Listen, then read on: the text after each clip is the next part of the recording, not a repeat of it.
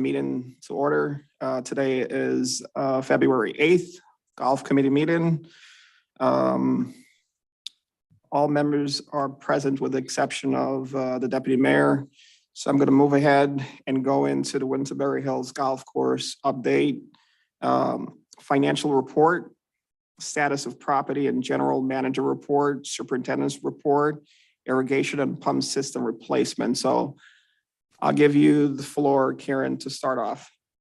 All right, so happy Wednesday, everybody. So I thought that it's important, although we are in a fiscal budget, that I kind of look at the year as a calendar year. That's because essentially what we've always done to see how we did in that particular season. The financials for December, the only blip you'll see is an admin, which was a Indigo bonus for meeting their threshold. Apart from that, financials are exactly where they thought they would be. Especially in December, it's kind of easy to do it since we don't have much income. We did receive 17,000, just over 17,000 from Eversource to close the golf course December 1st for them to complete the work on the golf course, which has been completed. We have met with Eversource afterwards. There was some damage done to the 18th tee box and on the back of number 11. We've got one quote so far. We're working and getting two more. They have no problem to make sure that we get the course the way it was before they took over. So when I look at the financials for 2022, and we look at total revenue, we took in just a little bit under 2.5 million, which by far the best revenue generating year in the golf course. Some of the questions have been asked before. So we asked about resident play. We actually had just over 2,500 residents play in 2022. The pass holder rounds ended up being about just over 2,700. And then we issue resident cards to residents. They verify their residency. They show us their license or utility bill. We issued 215 of those. So that's when it comes to golfers in Bloomfield, that's a good number. So our total cash and short-term investments at the end of December is a little over 1 million. The Indigo bonus was just under 35K. So our total revenue for the year was about 193 over the prior year. But that being said, our expenses also went up. We are 163K over the prior year in expenses. Our labor was up significantly, 93K. A lot of that actually ended up being food and beverage, although food and beverage, our numbers went up greatly. We took in over 122K over the prior year. Obviously, our cost of goods goes up for the amount of we sell, and then labor. Obviously, we needed more staff to bring out that food and make sure it's cooked and presented in a good way. So our year-to-date rounds in 2022 are very flat, very similar to the previous year. Now, that being said, we were 70,000 ahead of last year's EBITDA and 141K over the prior year's revenue. So any questions on our financials? Yeah, a quick second, just for the record, the deputy mayor is in attendance. I have a couple of questions, Karen, in regards to revenue and expenditures.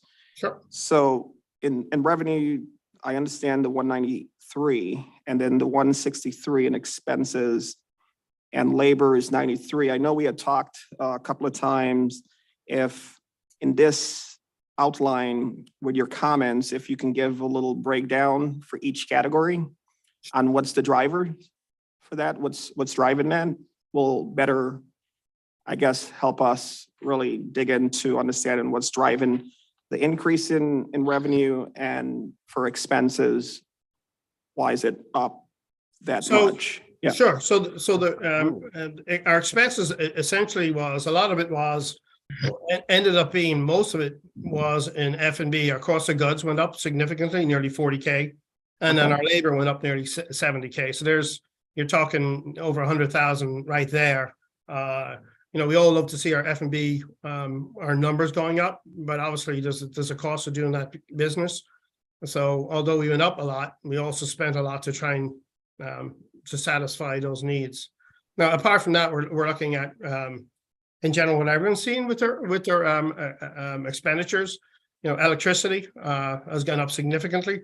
I've somewhat budgeted for that, obviously, because I got into it's a fiscal budget, and so we're pretty much on line with budget. But some of those, even those line items, are more than I thought they would be.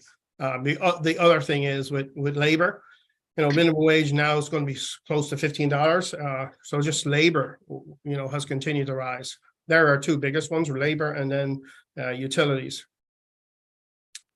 Okay, so thanks for that. So for the labor, I mean, you don't have to do it tonight, but can you just provide a breakdown of the labor? What percentage of that is for, you know, you did mention that, you know, the hourly rate may go up, or labor costs for hourly workers, but I just want to know what percentage of that is salary, or what percentage direct to labor.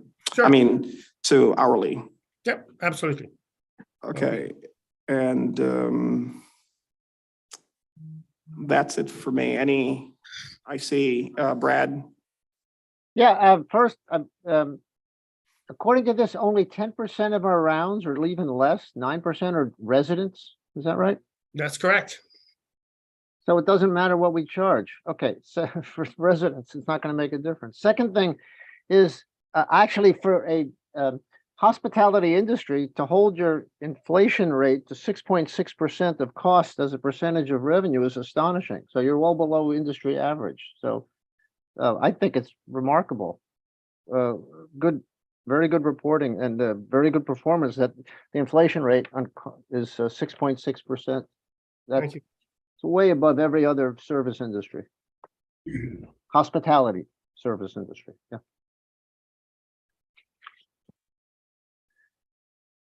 Any questions from any other members of the committee? Hearing none, you can move on, Karen. I believe that's my status of property and financial report. I believe the next one is our superintendent's report. Yep. And Dennis, is Dennis on? Yes, I think he's on. Yep.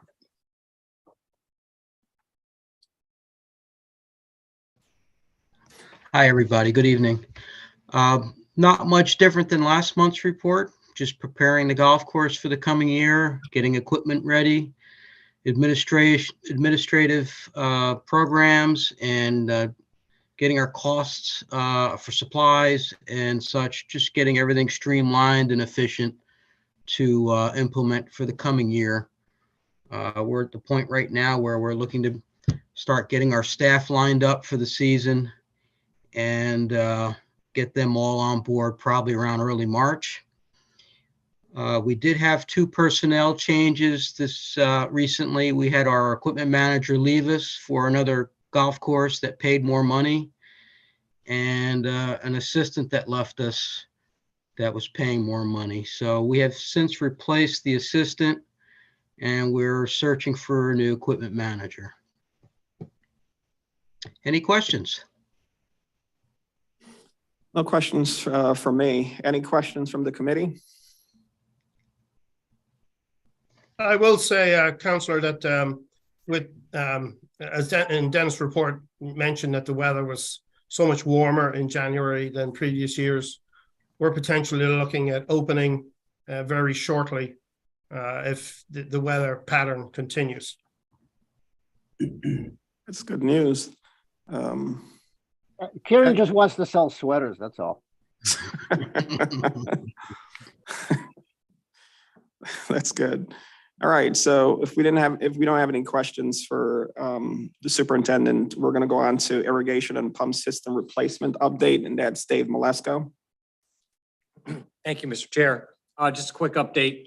Happy to report that the bid did go out as originally stated last month, and the bid closed on or opened on February 2nd.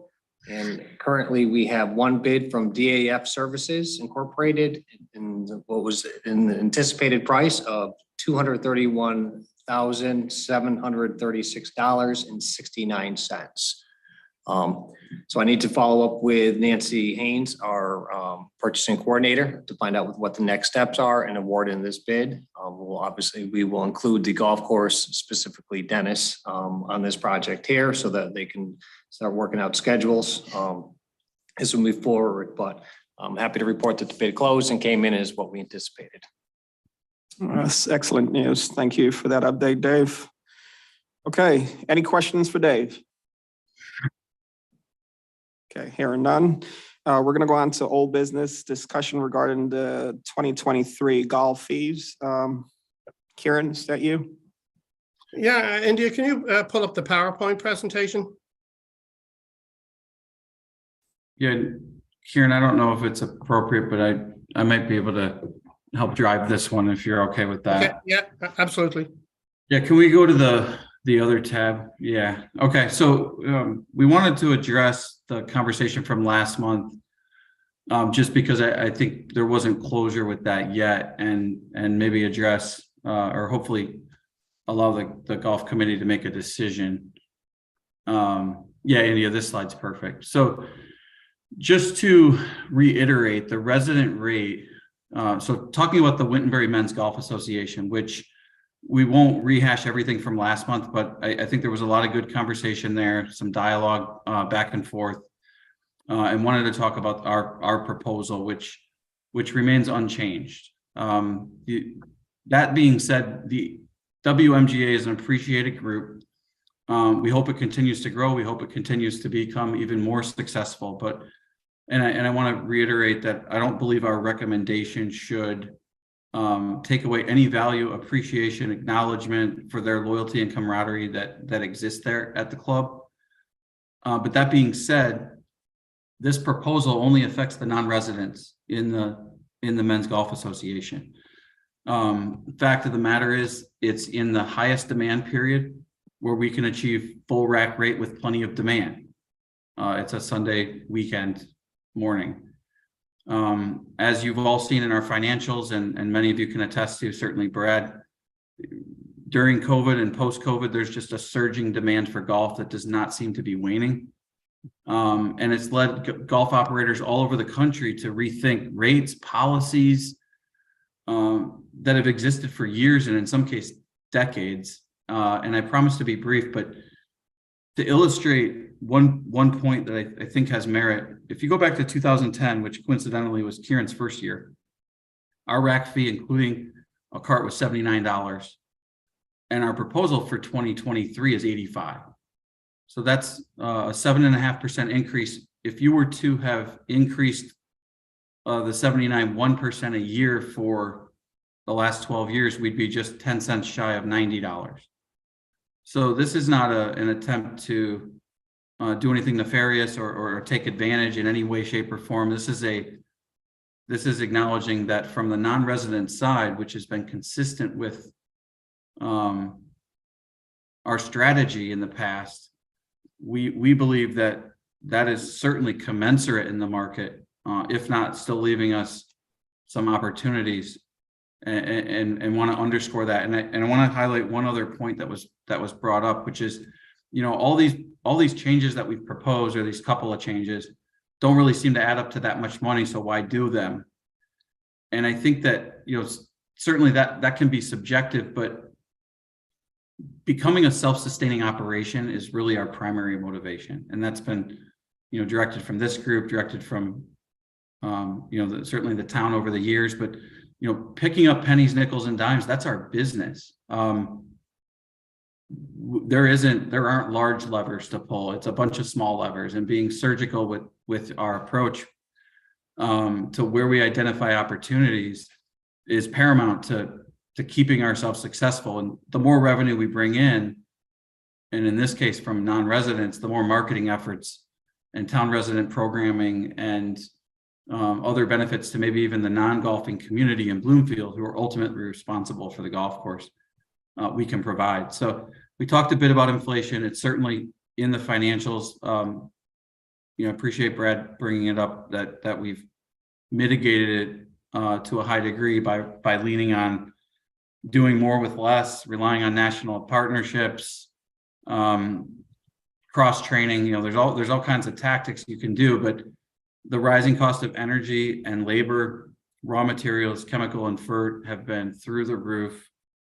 And I know you're seeing it in your personal lives and in your businesses as well. Those costs warrant increases in fees. And again, just to repeat, this rate increase proposal is only on the non-resident side, which we believe or feel, and part of the reason I'm kind of taking this slide is I'm taking the approach of there's no emotional connection here. This is just purely an advisory role as your managing partner, but we feel that non-residents should pay the appropriate fee that the market will bear from one of the best golf courses in all of Connecticut, if not New England, and respectfully ask this committee to approve that fee schedule as proposed. So that's the left-hand side of the chart, and I'll pause there. Thanks, Ryan. So that's that one side of the slide. The other side of the slide was the conversation we had at pass holders, where I had, suggested that we potentially we raise the fees. And Right. So, obviously we had some. Here, hold up, because I want to take this in pieces because there's a couple of hands. I'm gonna give it back to Councilor. Okay. Curtin. I think we should stop there.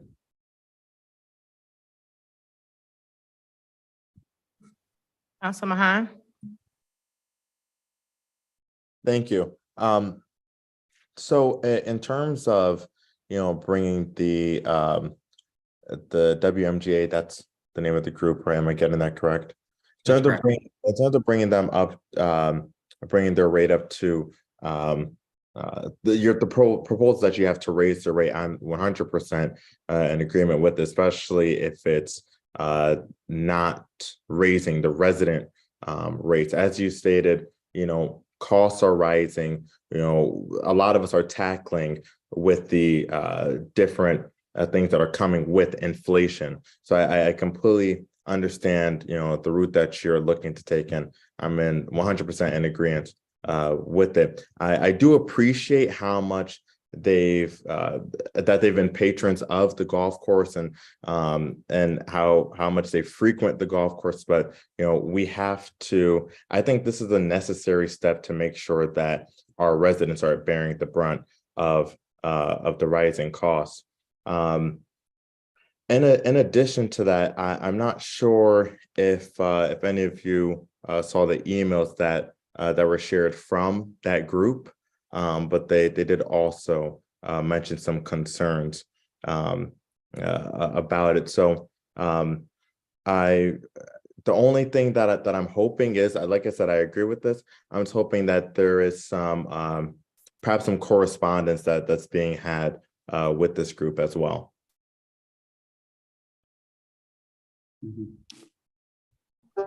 Thank you. I'm going to go to Deputy Mayor Davis.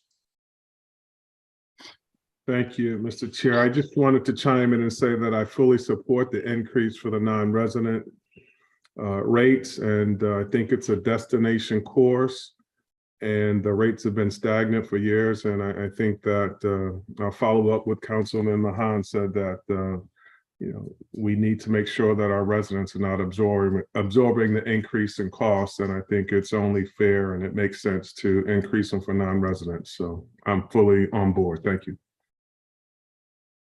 Thanks. Mr. Coleman? Thank you, Mr. Chairman. I too would like to join in supporting Karan's and Ryan's recommendation. I was quiet at the last meeting, but I would note, as Ryan did, that we have charged the management of the course for two things: to make it a break-even operation, if not better, and two, to promote the utilization by Bloomfield residents. And I would note on two things. One, with no offense meant to the men's club, which I have been a member for years, 75% of it is non-residents. And as Kieran pointed out last time, basically they only play the course on the Sunday mornings of the men's clubs. They don't come and use the course at other times. And I would also note that that is one of the most favored times to play golf during a week. Those Sunday mornings generates the highest rates, and they get a block of 2 to 2.5 hours on Sunday mornings, which one prevents the general public, but more importantly, all residents of Bloomfield who are not members of the men's club from playing at those times, which requires those of us to play at different times on Sunday or other days. And so I think that there is no harm in doing this, and I think there's very positive results from this recommendation. And I would urge the committee to approve all of the recommendations that Kieran and Ryan will be making regarding rate structure. I'd finally note that if most of you may or may not know, Keeney Park has recently raised their rate significantly, even more than this rate increase on a percentage basis would be here for Wittenberry. Thank you for the time, Mr. Chairman. Thank you. Any other hands? I can't see everyone. No hands.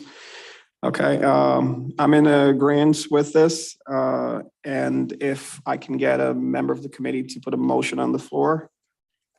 I'll motion to move forward with the recommendation to increase the rates for the WMGA. I hope that is sufficient. Go Is ahead. it for the non-resident? Should it be for non-residents? Non-resident, yeah. I second that motion. All right, we have a motion on the floor. We have a second. All in favor signify by saying aye. Aye. Aye. Aye. Motion passed. Thank you. So the next item on the agenda. Councilor Curtin, I think there was a second part to that slide. If we could go to that too. Okay. Sorry. Indy, is there a chance we can put it back up? Yeah. So the other piece in full transparency would affect the residents. And so we've come at this a couple of different ways. If you focus on the right part of the slide at the top where it says option 1, as for anybody that was on the call last month, we talked about some of our local competition, and Wittenberry remains one of the most cost-effective annual passes in the greater Hartford area. And part of what we need to look at when we're comparing is what those annual passes include at various courses. And it's a little bit difficult because everybody's a little bit different, but ours have historically included a golf car for any time that pass holder wants to play. And we believe that a $200 increase in the same, I use the word surgical before, in the same way that we're using dynamic pricing on the non-resident just daily fee side, in the same way that we're, and I'll call it right sizing the WMGA, there's also opportunity with the annual pass holders. And this is almost entirely resident based, as we only allow residents to purchase. But our ask or our proposal was a $200 increase across the board for all the types from 2022. When I'm finished, I'll let Kieran speak to what we've done historically, and I think those have remained pretty flat as we go. But this is, again, just to keep our revenue stream consistent with the rising cost of kind of everything, and keep that focus on self-sustainability and the fact that we need that money in the account for when irrigation repairs and some other large-scale projects come about. So option 1 just shows what it was in 2022. We're adding $200 to it in 2023. That was our proposal last month. It remains our proposal, but there's an exception if the committee wanted to consider, and sorry, I'm having some issues with my video, so I'm gonna stop. If we consider that there may be a different way to get there, which would be if we removed the carts from our proposal, which would be somewhat consistent with some of our competition, and charge the resident cart fee for each visit, that would reward walkers. They would love it because their price is coming down. I'm not sure there's a tremendous amount of those, but it could potentially be more expensive for people that ride. And let me explain. The resident cart fee is $15 currently, which at a $600 valuation is 40 rounds as a break even. If you were to put proposal 2 against option 1 and assume that we were trying to raise rates 200, you would have to play 53 times before you would be over the option 1. And I may not be explaining that well, but essentially we'd like to get both or every rate at the golf course moving in the north direction, and feel that this keeps us well within our competitive market and is commensurate with what we're seeing other golf courses do. So the final proposal is, these two proposals coupled with the continuation of dynamic pricing that Steve and Kieran and the team have implemented on the non-resident side, which worked well in 22. We can try to supercharge that a little bit for 2023 and maybe even find more opportunity. But all of these together will actually make a meaningful difference. And I'll give it back to Kieran in the group.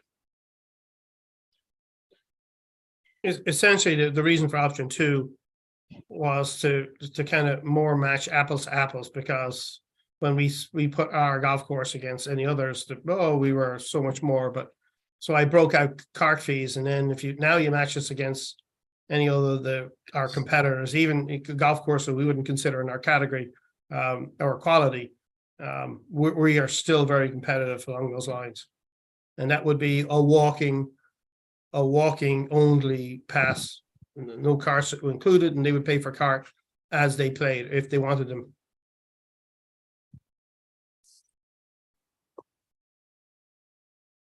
We did it.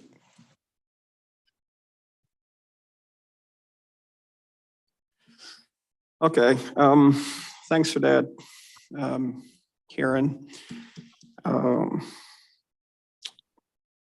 I, at this point here, would like to kind of look at this some more, but the one thing that strikes me is the whole walk-in that we're talking about.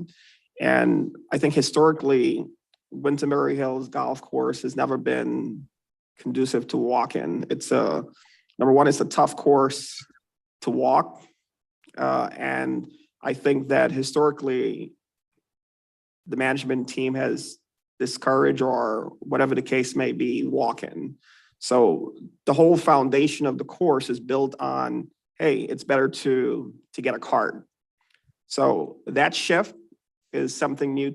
I mean, I know we've talked about it, is making it available for walk-in, but I don't think that I'm buying that right now in regards to, it's cheaper, because the reality is, what does that mean? That folks who may think that the minimum increase may not be a lot, or it may be a lot for some folks, may not want to play in regards to residents. So I think I do agree that we do have to raise revenue. I haven't seen in the years that I've been on this committee an urgency to try different avenues to generate more play at the course. I think it's been, in my opinion, kind of status quo. Let's just kind of manage the way things are going. I haven't seen an aggressive approach in trying to get folks within the community. Now we're talking that the percentage of folks that play locally is very small, and now we're talking about an increase. It makes sense on the surface, but I think that I'm just a little bit concerned whether or not that may discourage folks that we're trying to get to play coming to the course in regards to residents. So I don't think I'm at the same level as I am with the men's league and moving ahead with that, but I will open it up for comments from the committee. And I thought I saw Council Mahan hands up first. First, I was wondering if you could put the presentation back up on the screen. I'm just gonna ask questions relating to it. Okay, thank you.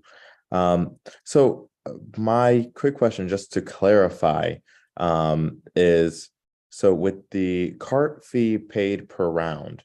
So you're saying, for example, if you're having a game of 9 rounds of golf, right? So you're going to be paying that $15 per round, so $135 total if you're doing 9 rounds of golf.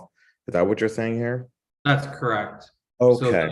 So the break even in option 2 would be 40 rounds, which, and I kind of wanted to clarify in that same breath, because I fully appreciate what Councilor Curtin was saying too about, we don't want to discourage anyone to play.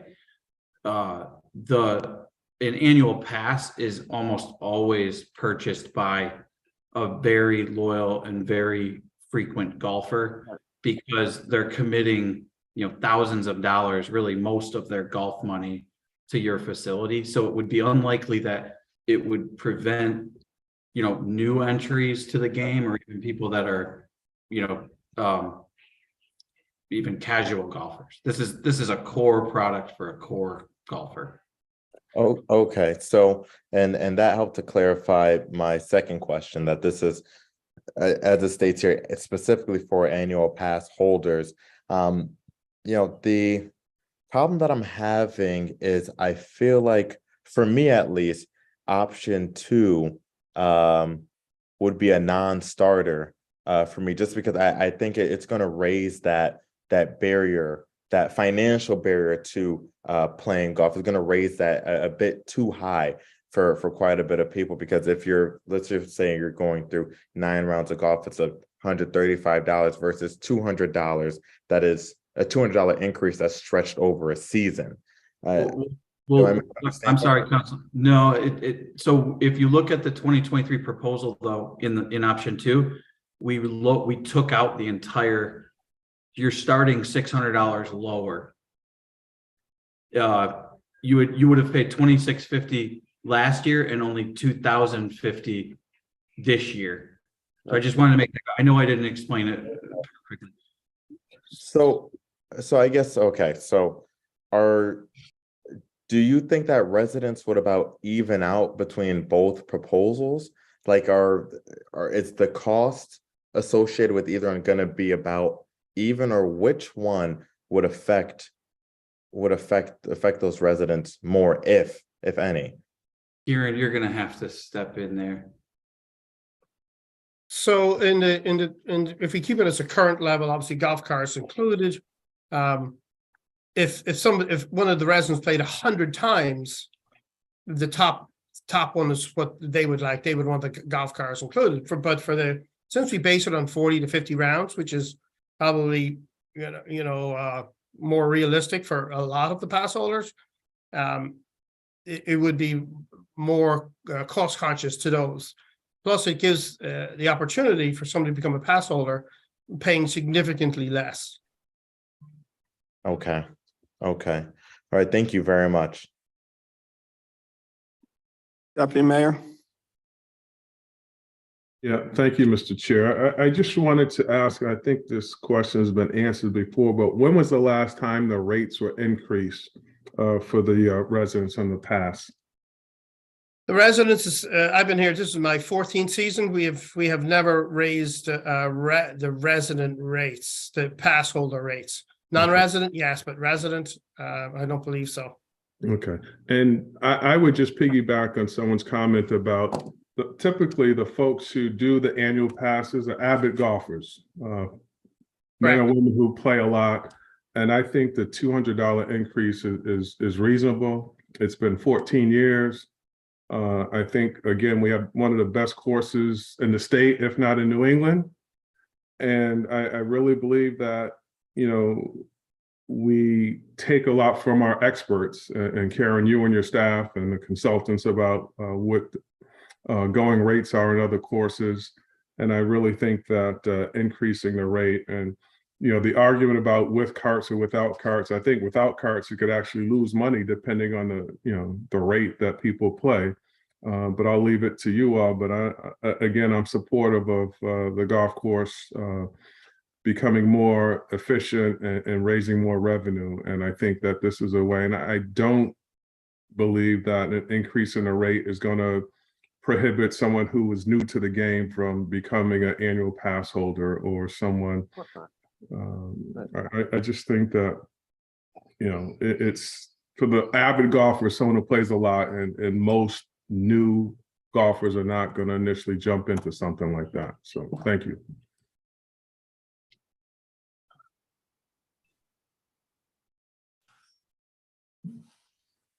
Mr. Coleman? Thank you, Mr. Chairman. First I have a question. Ryan and Karen, are you recommending that either option be available to pass holders or just one or the other? I was hoping we could do one or the other, Mr. Coleman. Well, my recommendation is that you allow either one, quite frankly. As most of you know, my wife and I have been pass holders since the beginning, and I have no objection whatsoever to the $200 increase. It's probably long overdue. I would also agree that this would not be a deterrent to residents wanting to start out and learn the golf course and join and come play. I think this is for those who are very committed, and it's really a convenience more than anything else that we can just check in and go. We don't have to go through the process of paying each time we show up. But I would suggest you consider allowing either or option. Either you can pay the full amount and take the cart anytime, or you can pay the lesser amount and walk most of the time and ride the cart those times that you need, and see if you can on your own save a few bucks. But my recommendation would be to allow both. But as a pass holder, I would not object to the as a couple did at the prior meeting, to the $200 increase. It's probably long overdue, and the course deserves it. Thank you. Okay, Mrs. Starkey, you could, the microphone. We have someone in person that would like to. Yes, that's fine.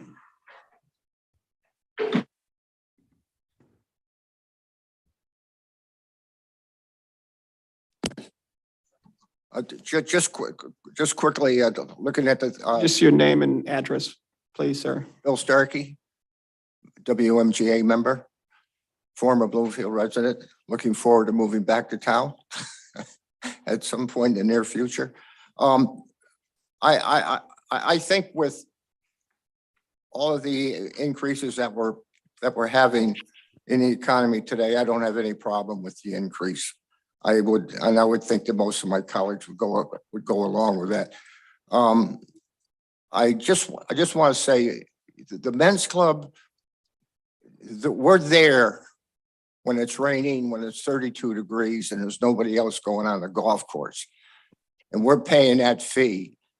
And it happens every year. There's at least 4 or 5 days when there's nobody on that golf course but the men's club. So the men's club is paying their freight. I just want everybody to realize that. As far as price increases go, they haven't increased prices, but they have taken away a lot of perks. We lost our Advantage card, we've lost our 50% discount, and I understand now they're taking the driving range away from us. So we have had price increases over the past years, and I will remain a member of this golf course for as long as I can get my 2 feet on the golf course. As far as walking goes, there's just too many people out there that can't walk the golf course. And I wish it was, in that aspect, I would like, it would be more than helpful if we had more of a handicap-friendly golf course. Thank you. Thank you. Kieran, I have a question for you, and this will be more of going forward. Based on what you said, that it's been a long time since the course has seen an increase. So if the committee was to go ahead and support this increase, what sort of system or methodology do you have in place going forward? Because we can't just say, we're just going to do it when we feel the time is right to do it. There need to be a better structure in place. So to me, looking at this from a management standpoint, it's a major oversight if you're saying that we've went along for 10, 15 years and we haven't increased. My question would be why? Why didn't we see an increase? So I guess my recommendation would be is to have some sort of better structure in place going forward in regards to making recommendations to this committee when you feel that they should be an increase based on the marketplace and so on. I don't think it should happen just because we're now feeling the squeeze and we're behind the 8 ball and we're going with an increase that probably could have happened over time. So that would be my comment on that. And I think Ryan, I saw your hands go up, so. Thank you, Councilor Curtin, or Mr. Chairman. I don't know which the correct term is. That's fine. Either way, it doesn't matter, So, sir. so I just to address that a little bit, and so prior to COVID, our rates were in a great spot. In fact, golf was in decline. We're actually doing better now than we've ever done. So we're not behind the 8 ball in the sense of we're actually taking an opportunity that golf hasn't really seen since, I would call it, beginning of 2000s, and Brad's going to correct me with the exact year, but the opportunity is really around golf. Golf has not seen an opportunity where we've had a surge in people into the game and even frequent golfers playing more than we've ever had in the COVID environment. So you kind of take 2020 and push that off the board. 2021 was a little funky. And now 2022 is the year where we learned there's just opportunities that need to be addressed. But we will continue to do a diligent job with advising the committees. But I would argue that for the duration of Indigo and Billy Casper and Troon's involvement with the town of Bloomfield, we've consistently brought various committees and various people on those committees proposals. And some have been accepted and some have been denied. But this wasn't a one-time fits all. I'll be honest. I think we're going to be here at this date next year talking about another increase. I hope so, because that means we're successful. So I'll leave it at that. Thank you. Mr. Klein? Ryan, sorry to disappoint you, but you are correct, actually, in terms of the timing. So there's nothing to, a couple of things. First of all, I think there was a nervousness on the part. I've been a part of the golf committee since 1995. I was co-chair of the construction committee and on this committee from the beginning. And I can remember all the debates we had. And we were a little bold in the beginning in terms of pricing. And then we got nervous with the collapse economically in 2008.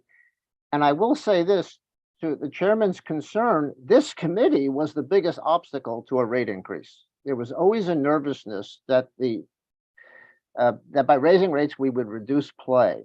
And we always wanted to keep that as a possibility, and particularly to appeal to the town. But it turns out that the appeal and the driving force in terms of revenue is non-resident. So the concern that we had all along about dissuading or discouraging residents, I think was false. Some of us thought it was false all along, but in any case, that's why we are where we are, because the committee was reluctant. Having said that, I do think there is one thing we could do. I raised this a couple of meetings ago about what we could do to encourage play. I think we should simply have a discounted rate. If you're a Bloomfield resident, you're playing golf for the first time and you register as a resident, we can keep track of this through the various mechanisms computer-wise. Give them a $5 rate or give them a free rate. First round is free for a resident. Boom. And that solves everything. It's an introduction. We can promote it. It has no effect on our revenue stream because 90% of our revenue is from out of town anyway. So having said that, I think this is a great discussion, and as Ryan said, we should be prepared in the future because we're going to have some major infrastructure costs. And I think for a long time, we kind of ducked all those issues, and we see that now with the irrigation report. We see that in terms of the equipment that we finally accumulated. So we were kind of hiding from ourselves for a long time, and it's great to have this discussion about it. No, I think those are some fair comments. And I think what could happen as well when we do a budget is to also try to have some sort of forecast as well to say, okay, here is what we may think based on trend and where things are going. So I think it gives us a better sense of where things are, and we can use that data to make decisions instead of you're correct. You know, I'm a big proponent of trying to drive local play because I believe that the golf course is a major investment, and we're going to see a lot of that coming down the pike. And in order to get residents on board, we have to show something for that. We have to show that this course is just not here for outside play, just for folks who thinks it's a beautiful course to come and play. We want to make sure that we also encourage local residents to get involved into the game, to utilize the course, whether or not it's to come and play golf or to basically come and enjoy the restaurant. So those are my comments for now. I'll come back to you in a second, Brad. I'll go to the deputy mayor and I'll come back to you. Yeah, thank you, Mr. Chair. I just wanted to add, piggybacking on your comment about management, and I don't know what the management team feels about this, but it may be productive to have an annual rate review. And doesn't mean you have to raise rates, but at least we can put it on the calendar to at least take a look at it on an annual or every 2-year basis. And I don't know if we have the capacity to do so, but I don't think it hurts to do that. Correct. I agree. I think that's doable. That should be part of the model with any budgeting process, is to, come up with some sort of analysis on where things are and potentially where things could be when it comes to the rate. Is that correct, Ryan and Kieran? That is correct. And I think to some degree it's done internally, and we just need to be more transparent or vocal about it, because the budgeting process includes that analysis. Unfortunately, prior to COVID, there wasn't a lot of discussion to have at a lot of facilities. That's all changed now, and we need to have that. We need to have that annually. And in truth, non-municipal facilities having that several more times a year than that. And we do that. You've approved and implemented dynamic pricing. So we're actually, in a way, Deputy Mayor Davis, we're doing it on the non-resident side every minute of every day, because the computer's helping adjust based on demand. But that was a long-winded answer of saying yes, we should. Okay, that's excellent. Because I believe that will help suffice the various concerns, and it's reasonable discussions to have. That's part of the process of managing anything. But I think what I would also like to recommend seriously is for, the management team to really come up with something in regards to the discussions that we've been having for a long time, and trying to, I know I'm going to probably hear different comments. That's not where the industry is going, but I do believe that we have potential, because Bloomfield doesn't have a lot of destination location in regards to banquet facilities and so on. So I think there's opportunity there. I think it's a great landscape. And if we do it right, in my opinion, looking back now, how that golf course, the golf club was constructed, I think that was a major oversight. And I think Brad would agree with that, just from the entrance into it, where it's from the back and so on. And it's very small and dull when you go into it. It's not a place that you want to hang out, to be honest with you. So I think there's opportunities there where we could increase revenue as well. So I think we need to have those serious conversations. And I know we're talking about, it's gonna potentially, capital is gonna have to be put on the table. Who knows that, our partner or management team here, may have to put up some of that, some sort of agreement. But I think those are serious discussions that we need to have to continue to enhance and improve not only the golf course, and to be able to upkeep that is to find other ways, because it's clearly that, in my opinion, with all the budget constraints and everything that's going on, whether locally, nationally, a lot of municipalities are going to have to take on a lot of the burden, and we're not going to have that flexibility that we may have now. So I think we have to start thinking ahead on how we could enhance the golf course even more and capitalize on it, because I don't believe Bloomfield, as a broad town, has a lot of destination place where folks can go beyond just golf and have a good time and enjoy the scenery and so on. So we really need to have those discussions. I'm hoping some of those discussions will be had at the budgeting process, and to really come up with some concrete, stuff in place so we can move forward. I'm going to go to Deputy Mayor, and then there's some folks in the audience that we'll go to next. Yeah, thank you, Mr. Chair. I was just going to make a motion to go with the hybrid option of 1 or 2, but obviously open to selecting one or the other during discussion. But for discussion purposes, I would be fine with moving to approve. Yeah, go ahead. hybrid You of- can go ahead with that motion. We can get that out of the way. Yeah. Okay, so I'd like to move that we go with option 1 and 2, and leave it up to discussion as to what folks think about that. Okay, we have a motion on the floor. Do we have a second? Second. All right, so discussion phase. Brad? Not on this motion, on something, to get Okay. back with something else. If you can get back to me after the motion. Okay, good. So Thank you. any comments on the motion? Any committee members?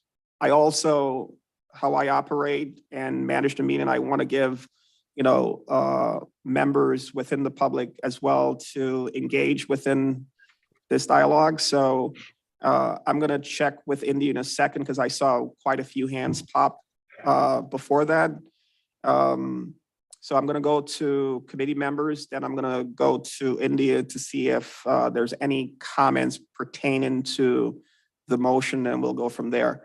So let's see. So Brad, you said you don't have any, Mr. Coleman, any? Thank you, Mr. Chairman. I would just, I would support the committee's approval of the motion as stated to, as I understand it, to allow both options to be available to annual pass holders. Thank you. Thank you. Councilor Bahan? Yeah, I just want to also echo those sentiments. I think having that, or allowing that choice for the annual pass holders gives them a bit of flexibility to decide, I guess, how they want to absorb the increase in the cost. Some people may find it more effective to go one way or the other. So Mr. Coleman, that it was a great idea. Thank you for bringing that up, and thank you, Deputy Mayor, for motioning. Okay, thank you. The one thing I want to add that I want to challenge the management team as we move ahead with this, I think it's important to get that communication out in a good marketing promotion. I think I would like to see something in the messenger on obviously the website and so on, and see what kind of feedback you get. That would be some addition to that outside of the motion that I would advise on. Dave? Just want to add to that. I'll be happy to work with you between myself and Ms. Rogers' department in order to get that word out. They do a weekly e-blast to all of our residents, and we can also contribute to that. I'd be more than happy to promote those fees and what's going on at the course. Yeah. Thank you, Dave. India, just get a temperature whether or not there's any comments on this motion from the public before we take the vote. Okay, we do have a Jamie Carlson. Mrs. Carson? Hey, guys. Yeah, no, I wasn't commenting on this one. It was more the rate increase at the beginning of the meeting. I can wait till the end. Okay, hold a second. All right. So what we're gonna do, we're gonna move ahead and take the vote on this. All in favor signify by saying aye. Aye. Aye. Aye. Aye. Motion carries. Thank you. All right, so we're gonna move on to, so we have that discussion and status update, upcoming programs, youth engagement, adult golf course clinic / events. Is that Dave? That is me. That's Mr. you, Kieran. Okay. Yes, yes, sir. So obviously we want to keep this forefront. So I wanted to give it a little update. We don't have anything concrete in plans yet, in place yet, but I wanted to kind of discuss some of the things we're doing. One, I've been working with Dave and his team. We are going to host a Monday golf league. And that would be promoted through the town. It would be anybody can play. It'll be some type of structure to it. The fees will be lower than our normal league play fees. And the details of we split it into 2 seasons, so everybody doesn't have to commit to a 16-week season. Maybe it's 8 and 8. The details are yet to be worked out, but we're definitely a go with that. We're hoping that we'll see a lot of new play or returning residents to join the league. I think it's going to be a lot of fun. On another note, we partnered with Troon. We actually have now an online store for guests going to our website, going to our store, where before they were just buying gift cards. Now they can actually buy merchandise. It doesn't cost us anything. Essentially, apart from the host the site, they buy the merchandise through the vendor with our logo. They can actually buy some stuff that we don't even carry in the shop. So it gives people a lot more options when they're looking to buy gifts online. You'll see some great product out there. So that's kind of exciting. So when we get into the youth engagement, we definitely want to obviously engage the youth. And I have been working with our Troon rep to put some things online. So some of the ideas maybe include what we call near golf experiences, where it could be out kicking a soccer ball, throwing a football, just to generate some fun sports related activities at the club. We would have a food beverage component involved in that, so to introduce to tap in to the families. We probably have a DJ. We're talking about having a DJ there. We definitely want to work within the golf committee to make sure that you guys have a presence when we do this. And again, working with Dave from a PR perspective to assist with activities and communication, and obviously with India in their new role to get the word out. We are trying to reach out. Kendall has reached out to Nike to see if they will sponsor some of this stuff. Waiting to hear back on that. And then on an instructional basis, definitely going to do some adult clinics, a multicultural event, kind of similar to the youth stuff, but more focused to adults. And also as it be structured as a social event. So again, we'll try and get some F&B involved in that. During these events, our staff would be there to meet and greet any of the new residents or our players when we host these things. And I would do like a how do I segment where how do you book a tea time? What do I do? How do I get a tea time? How do I use the range? Those kind of questions I would be there to answer, myself and my staff. And then we're going to look at multicultural centers within Bloomfield and invite them to the golf course, as well as potentially outing coordinators who have used the course before, actually invite them back out and bring their friends and family and guests to again enhance the facility. But that's some of the ways that we're kind of considering to move forward. It sounds like some good news, Kieran. That's a great way to get the community engaged in the golf course, and that's what we've been talking about. So I think that's excellent. And definitely, I'm going to encourage Councilor Mahan to be there in person. So yeah, good stuff. And Dave, do you have anything to add to this as well before I go to? Yeah, I just want to touch base a little bit more on the Monday Night League. So we're nearing on at least our side with what we want to bring back to Karen. I've been meeting with Melissa Satchel on this topic here. I mean, how we envision it, I believe it's 14 weeks is what we were hoping to get out of it. We still need to clarify that with Karen. We are looking for this to be a sign up as a team. So it would be a 2-person team. At least one of the 2 people need to be residents of the town. So this will be marketed for our residents. It's a way for us to be able to get out to the community. As Karen mentioned, it would include a discounted rate as a result of that. And so looking at 9 holes on Monday nights with a banquet at the end for a celebration. So please look for that within the next couple weeks coming out. Thank you, Dave. I'm definitely signing up. Brad? Yeah, I just want to get back to your comment about the clubhouse and all that. That's obviously a conversation. I would call the design issues with the clubhouse you said it was a major oversight. I would call it a minor oversight. The intention all along was to keep it small, and we achieved that. We should have put the front a little more obvious, but the kitchen was always kept small for a simple reason. In the golf business, it's the golf course that drives revenue. The golf course costs 25% of operating expenses, and it generates 80% of revenue. It's the most efficient machine in the industry. So everything you put into the golf course pays for itself. Everything you put in the clubhouse does not.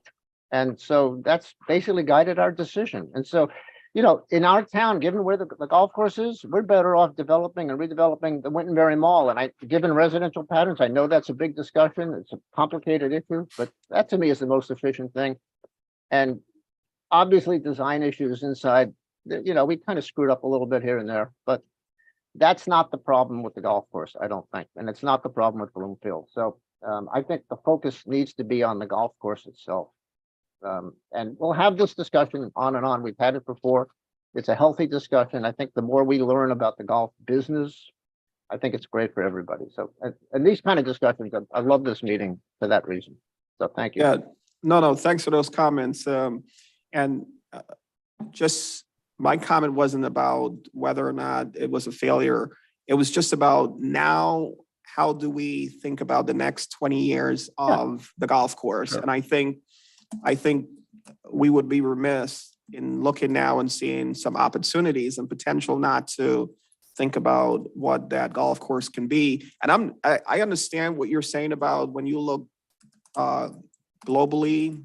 I'm just looking at from a micro level in the town of Bloomfield, knowing how small our community is and not a lot of action going on in different capacity. I see the golf course being a great way to have something going on there to draw more folks to come, to know that the course is there, because believe it or not, there's a lot of folks who don't even know that the course is here.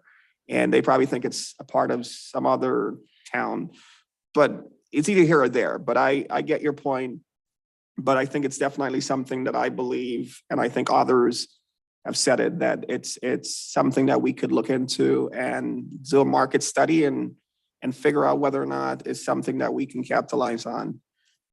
So thank you for those comments. So we're done with the clinics. Any comments from anyone on the committee, Kieran or Dave, on the youth engagement and the adult clinics? Councilor Mahan? Yeah, I'll just say I'm excited to hear about the youth clinics. It's so important to raise that next generation of golfers, the next generation of enthusiasts that'll be frequenting the course. So very excited to see what comes of this, and I'll be more than happy to attend and learn a thing or two myself. Excellent. Look forward to it. Yeah, so we're gonna move into any new business from anyone on the committee. Nothing, any other, Deputy Mayor? Yes, thank you, Mr. Chair. I just wanted to get an update on the excess parking project. What's the schedule for that? And Dave? 1 second, Dave is gonna. Wish I had an update for you, Deputy Mayor. At this point in time, I do not. I know the engineering has put together a plan. I know that plan was presented to the committee several months back. But I am embarrassed to say that I have not moved beyond that point, but I will make it a point to follow up in the next month or so. okay, thank you. Good comment. Any public comments? Yes, so we're gonna call back upon Jamie Carlson, and then we have Jerry McCannon in the audience. Okay. Hey, guys, can you hear me okay? Yes, please give your name and address, please. Thank you. Yeah, hi, Jamie Carlson, WMGA member, 10 Brenway Drive in West Hartford. I want to echo a lot of what Bill mentioned earlier. I definitely understand the logic. I've talked to Karen about raising the rates to non-residents. I think it makes complete sense, which might be a surprise to you guys, but I think it does make sense. My concern was definitely rolling back to the carts required for all players. We, as Kieran mentioned a meeting ago or 2 meetings ago, the WMGA is probably the largest group of walkers that he has all week long. So, and I think it's what separates this group and this course is that they facilitate that. So very, very happy to see the distinction between the two rates, and also eager to work with Karen this year to bring some more, hopefully external events as well as old events back. We definitely love this course, and we want to see it succeed, just as everyone on this call does. So look forward to working with you guys on that, and just wanted to chime in on that as well. Thanks for those comments, Mr. Carlson. India, who's next? Mr. Hold on one second. Jerry McCannon. Mr. McCarron? Yeah, hi. Thank you for giving me the opportunity. So Jerry McKinnon, I'm the WMGA president, and I live in West Simsbury, Connecticut. I addressed a group last month. But no, I understand the rate increase. We're politicking to not have that happen, I'll say.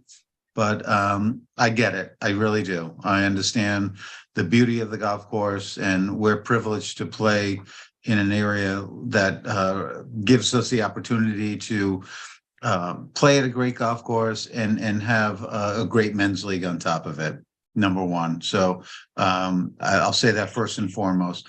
Secondly, we talked about the resident members. So there's only 39 members that are pass holders. So there's 9 non-resident pass holders. So I wasn't quite clear on the 9 non-residents. I'm one of them, on how that would affect, moving forward with a rate increase, or I'm open to ears, but we are. So my business, I'm in home care. I think I told you that. I'm definitely into customer retention.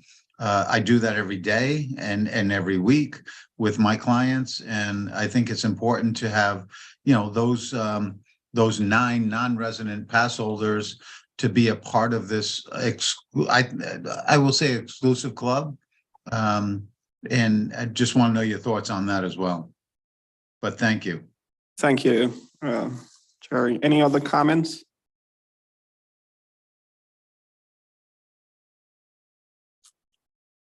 Okay. Before I go on to approval of minutes, I'll just say, pardon me, Mr. Tinker.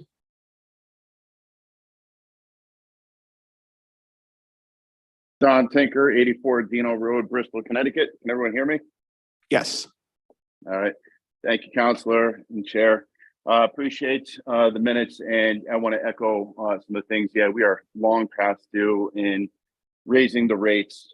We were, I think, when I started several years ago, $50. $50 when I met the people from Wittenberry Men's Golf Association in Wittenberry at the golf show. It's long past due to get these rates up. I would say that one of the immediate things that the WMGA and WHJC and probably this committee need to be aware of is the pace of play. Pace of play has been very abysmal. It was when I was president. It still remains the biggest thorn probably in the comments from the general public after the men's club plays. That's just my guess, and I would guess that Kieran and Ryan could probably support that with some data. Those would be my 2 comments. I believe you all were in receipt of an email today that I sent. I take, honesty and integrity very seriously. And just want to make sure that my email is noted for the record. Thank you. Thank you. I was going to just briefly make a comment on the email that I think we all received. And what I would say, I believe that we have a great group of members with the men's club. And I know that you guys have a system in place for grievance. I just don't want to give the impression that the golf committee is the place to come and take shots at each other. I would encourage to discuss these things within your organization. We're not here for that. And, I don't think it's a good use of any time of anyone to, because I don't know what's the truth, to be honest with you. I can't decipher. I wish I could, but I can't. So I just hope that you great gentlemen would find a way to hash things out within the organization and not use the committee. This is a public setting, and I don't think that type of stuff should be displayed here. So thank you all for your comments. I think this was a very fruitful meeting and discussions. So I will gladly take an approval of the minutes that we had on January 11th. So second. All right, so all in favor signify by saying aye. Aye. Aye. All right, this comes to the best part of the meeting. Do I have a motion to adjourn? No? What you're going for, Craig. I'm deferring to you, Councilman. So moved. All right.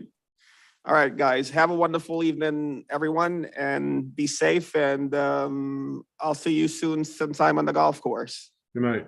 All right, good night. Take care, guys.